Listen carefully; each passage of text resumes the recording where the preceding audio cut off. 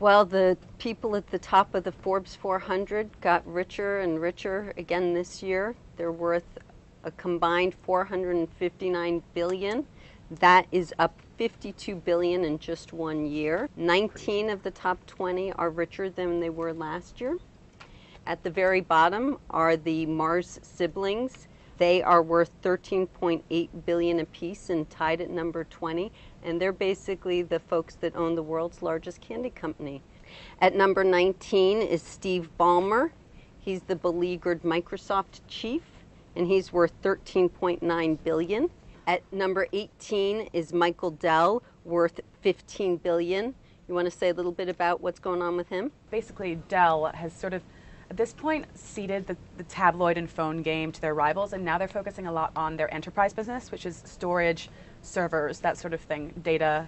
And that's now 20% of their $60 billion revenues. Number 17 is John Paulson. He's a hedge fund manager. He was at number 20 last year. It was his first time in the top 20, and he moves up to $15.5 billion. And then at number 15 are the Google guys. What I think is interesting is that they're both up, but they seem to be moving a lot slower up the list than some of their others. I think this actually might be kind of a bellwether year for them, just because after a decade of Eric Schmidt as CEO, Larry Page, one of the two co-founders, has stepped back into that role.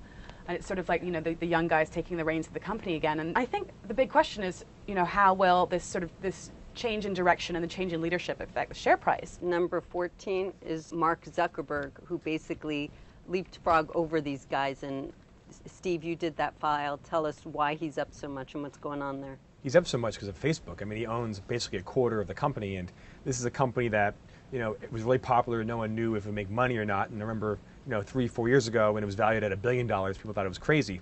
Now, after a recent sale by this advertising company, Interpublic, valued the company at $66.5 billion. So that raises Zuckerberg's stake up crazy. Huge.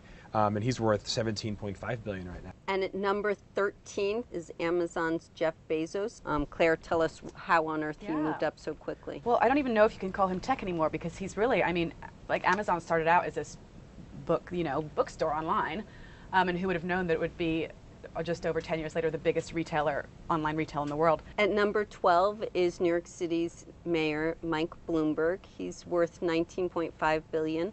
And he's up, but it's interesting because he loses his spot in the top 10. The next 3 spots are the Waltons, perennials on the top 20. Robson Walton, who's the Walmart chairman, his sister Alice Walton, and then Jim Walton. At number 8 is Las Vegas gaming tycoon Sheldon Adelson, who is making a fortune in China and Macau. Then we've got George Soros, the hedge fund manager, why don't you tell us a little bit about him? Sure. This is actually George Soros' first time on the top 10 list. He decided to give back money from his fund to outside investors. So his fund's worth $25.5 billion, and he's giving back less than $1 billion. And the rest of the money is his. Okay, so Christie Walton is America's richest woman at number 6, and she has an investment in solar energy that pushes her above the others. At number 4, tied are the very conservative Koch brothers, who are worth $25 billion apiece, and they control the country's second largest private company. And now, drum roll please, the top 3 spots on this year's Forbes 400. It's actually not a huge surprise. Number 3 is Larry Ellison, the head of CEO of Oracle Corporation, the software company, has been in and out of the courtroom a lot this year. They've been in some legal battles with the German software company SAP and also with Hewlett-Packard. Which leads us to Warren Buffett, who I actually think is perhaps, after Zuckerberg and Bezos, the most interesting story, because he's the only one of the top 20 to actually lose money this year. Now, part of it was because he's been very generous. Between our last 2 rich lists, he's given away $3.3 billion to the Bill Gates Foundation. He gives away stock, mostly of that. Well, I think it's just amazing that he's worth $39 billion, and that is $20 billion less than Bill Gates, who he was above not that long ago. So Bill Gates has been number 1 on the list, richest on the Forbes 400 list, 19 times since 1992. The one year he didn't make it was in 1993 when Warren was richer than he was. Gates is spending all his time on the Bill and Melinda Gates Foundation. Through his investment fund Cascade, invested in a whole mess of things, private equity, bonds, global equities, and a quarter of it's still in Microsoft stock. Great.